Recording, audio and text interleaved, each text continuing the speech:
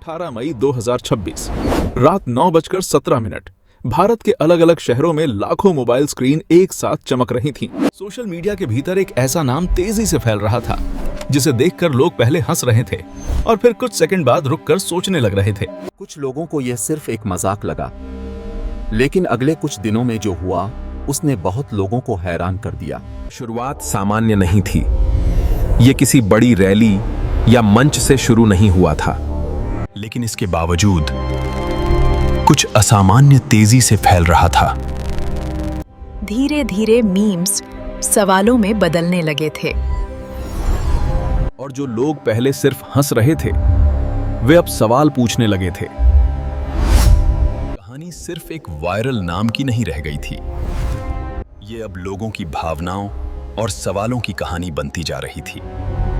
और यहीं से इस कहानी का सबसे दिलचस्प हिस्सा शुरू होता है। धीरे धीरे इंटरनेट पर दिखाई देने वाले छोटे पोस्ट और वीडियो एक बड़े पैटर्न की तरह दिखाई देने लगे। कुछ लोग इसे सिर्फ मनोरंजन मान रहे थे, लेकिन कुछ लोगों ने इसके पीछे मौजूद भावना को समझना शुरू किया। क्योंकि कई बार समाज की सबसे गंभीर बातें सीधे भाषणों में नहीं बल्कि व्यंग्य में दिखाई देती हैं। यही वजह थी कि यह नाम कुछ लोगों के लिए एक अलग अर्थ पैदा करने लगा। अब सवाल सिर्फ नाम का नहीं था, सवाल यह था कि आखिर इतने सारे लोग अचानक इसके आसपास क्यों दिखाई देने लगे। समय बीतने के साथ एक और दिलचस्प चीज दिखाई देने लगी। जो लोग पहले केवल दर्शक थे वे धीरे धीरे प्रतिक्रिया देने लगे। सोशल मीडिया पर अलग अलग विचार सामने आने लगे, लेकिन कहानी का सबसे रोचक हिस्सा अभी सामने आना बाकी था। धीरे धीरे कहानी एक ऐसे मोड़ पर पहुंचने लगी जहां सवाल पहले से ज्यादा बढ़ने लगे थे। कुछ लोगों ने इसे नई पीढ़ी की रचनात्मकता कहा, कुछ लोगों ने इसे डिजिटल असंतोष का एक नया रूप माना। क्योंकि कई बार जब लोग अपनी बात सीधे नहीं कह पाते तो वे नए तरीके ढूंढ लेते हैं, कभी कला के माध्यम से, कभी हास्य के माध्यम से और कभी इंटरनेट संस्कृति के माध्यम से। लेकिन कहानी का सबसे रोचक हिस्सा अब धीरे धीरे सामने आने लगा था, क्योंकि इतिहास में कई ऐसी घटनाएं हुई हैं जहां मजाक और वास्तविकता के बीच की रेखा धीरे धीरे धुंधली हो गई थी। और शायद यही कारण था कि अब लोग इसे पहले से अलग नजर से देखने लगे थे।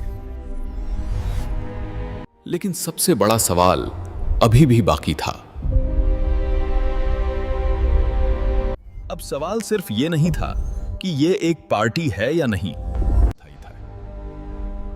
सवाल ये भी नहीं था कि ये सिर्फ एक इंटरनेट ट्रेंड था। असली सवाल कहीं और था। क्या ये उस पीढ़ी की कहानी थी जो तेजी से बदलती दुनिया में अपनी जगह खोज रही थी? क्या ये उन लोगों की आवाज थी जो महसूस करते थे कि उनके सवालों को पूरी तरह नहीं सुना गया?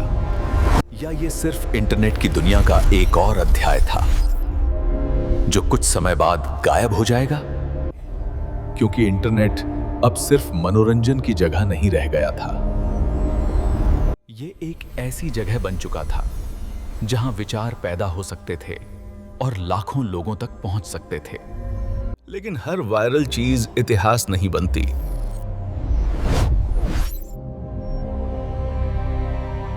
और शायद सबसे दिलचस्प बात यही है कि इस कहानी का जवाब अभी भी पूरी तरह मौजूद नहीं है, क्योंकि कई चीजें आती हैं, कुछ समय तक चर्चा में रहती हैं और फिर धीरे धीरे गायब हो जाती हैं। बहुत सी चीजें कुछ समय बाद लोगों की यादों से गायब हो जाती हैं। लेकिन सबसे बड़ा सवाल अभी भी बाकी था। क्या ये भी सिर्फ एक छोटा डिजिटल क्षण था, या फिर ये किसी बड़े बदलाव का शुरुआती संकेत था?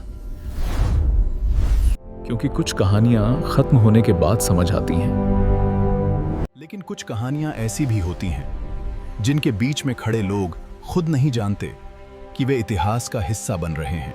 और शायद आज भी जब किसी मोबाइल स्क्रीन पर अचानक वो नाम दिखाई देता है, तो वही सवाल फिर सामने आ जाता है।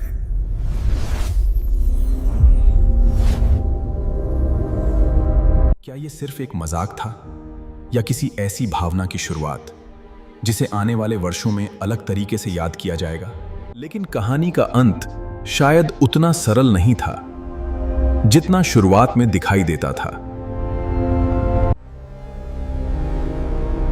क्योंकि कुछ सवाल समय के साथ खत्म नहीं होते, वे बस एक समय से दूसरे समय तक यात्रा करते रहते हैं।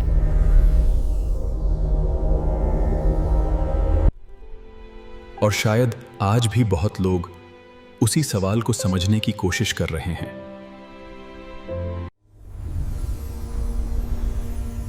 क्या ये सिर्फ एक गुजरता हुआ इंटरनेट ट्रेंड था, या फिर ये किसी गहरी भावना का संकेत था? इस सवाल का जवाब शायद समय ही देगा।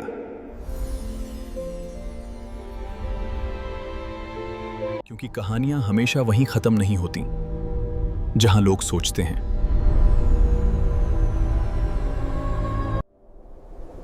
क्योंकि कई बार इतिहास चुपचाप लिखा जा रहा होता है।